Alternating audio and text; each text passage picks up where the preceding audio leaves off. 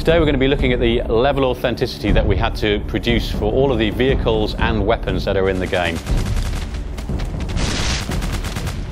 Now, I love guns, but how many of you have actually handled a real gun?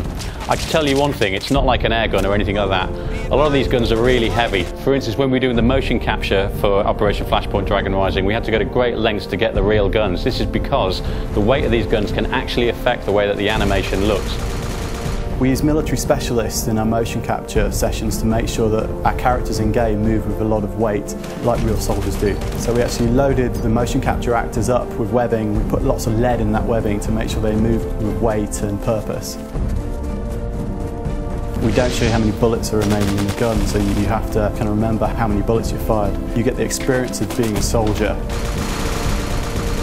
So every vehicle in Operation Flashpoint Dragon Rising has its own characteristics. By this I mean handling, look, turnout, weaponry, etc, etc.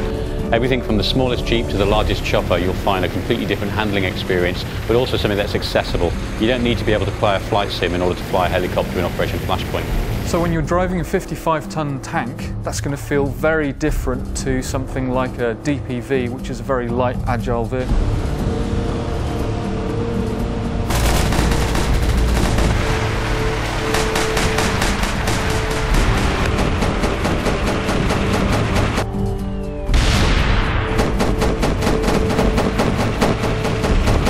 We've spent an awful lot of time researching these vehicles. We've had to capture their engine sound, we have to get the right hue of paint.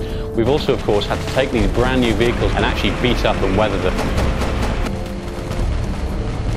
From a tactics point of view, it's very important that it's hard to see the infantry. Camo is a vital part of that. You actually find yourself looking for movement much more so than spotting guys, just as you do in real life in a natural environment full of bushes and trees.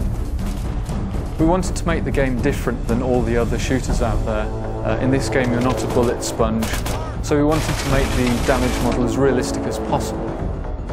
The damage in Operation Flashpoint is pretty gruesome. It's pretty much realistic, so if you get hit by a large round, you're very likely to have serious trauma to your body.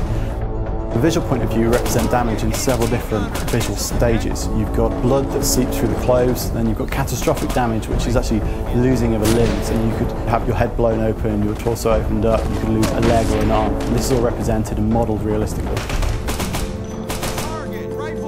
For Operation Flashpoint, it's very important to get a really nice gritty style. In order to do that, we coined this phrase, war is seen through the lens. We use that to inform the visual language we use pretty much in all aspects of art for the game. We use reportage photography, very striking black and white war photography that you've seen for all conflicts from World War II, Vietnam to modern day conflicts. That's typically very high contrast, black and white imagery, very striking. We use that to directly inform the look of the front end.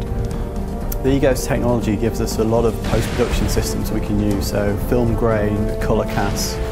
We use each of those to create a very, very unique aesthetic for each mission and each time of day. With over 60 variations of weapons in Operation Flashpoint Dragon Rising, it's difficult to choose a favourite. However, if you pin me down, I'd have to choose this one. The M4. It's versatile, it's rugged, and it's adaptable. And what's more, if you point it at things and pull the trigger, it kills them. For more personal situations, I prefer to go for a .45 automatic, of course, just in case.